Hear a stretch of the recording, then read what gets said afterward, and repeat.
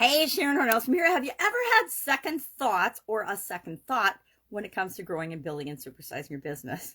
I kind of laugh as I even ask the question because I don't know that I've run across any business owners that haven't, and I've worked with thousands and thousands of business owners in my 62 years here on the planet, uh, been involved in corporate America for over a quarter of a century and simultaneously running different businesses. So for like 48, I guess 49 years, I just had a birthday, so I got to count up another year.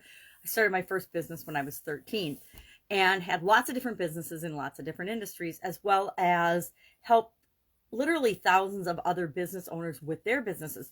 And I think I'd be hard pressed to find one of those thousands that hasn't at some point questioned or had a second thought about how they were doing or what they were doing as they grew and supersized their business. Remember in my Italian food manufacturing days, which were, 35 years in Italian food manufacturing, partly on the side, but that was just one business that had a lot of longevity that I was involved in. And there were days that I would go to work and I would have second thoughts about things dozens of times during the day, and second guess things, not necessarily second guess and wonder if I was doing the right thing, but wonder if I should even be involved in that business at all.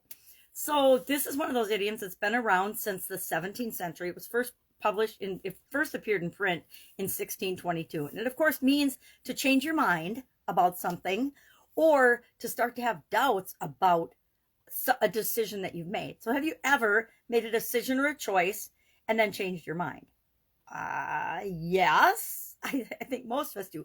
Or have you ever made a decision or a choice and then the option that you selected became no longer available or wasn't an option anymore? A lot of us experienced this in the beginning of the pandemic with COVID-19.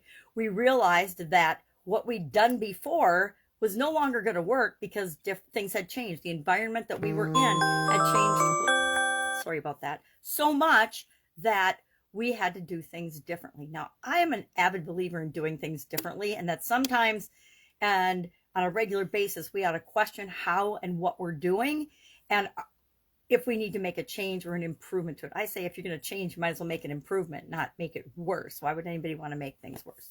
But we have business partners come and go. We have vendors come and go. We have suppliers. Sometimes we can't get raw materials that we need. I could have a large manufacturing background.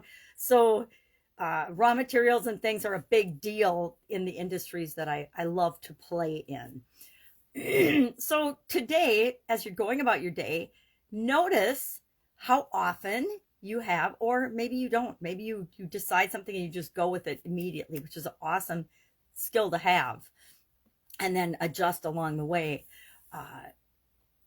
And I guess this whole topic would lend us to decision-making tools. Do you have a process and a decision-making set of tools? I'd say you have to have a whole toolbox for making decisions when it comes to building a big business and supersizing your business, because some problems are tiny and require almost no decision-making tools.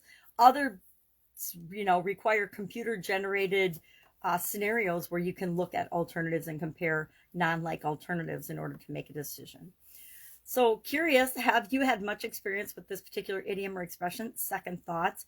I just think of college and how many times I changed my mind with respect to what I wanted to major in, because I wanted to learn everything, and not everything, but I wanted to learn about 10 different things when I went to college. And I thought that was the way back in those days to get the foundation of what you needed in order to be successful in other areas and aspects of your life. Boy, was I wrong about that. I sure have second thoughts about that belief.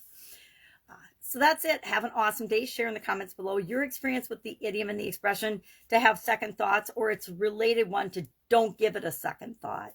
Those are both related idioms. I think don't give it a second thought might be even older than second thoughts. I haven't dug into that one. Have an awesome day. Any questions, ask. Otherwise, I'll be with you tomorrow with another mental or mindset related, I guess it's mental well-being related idioms this month. Have a great day.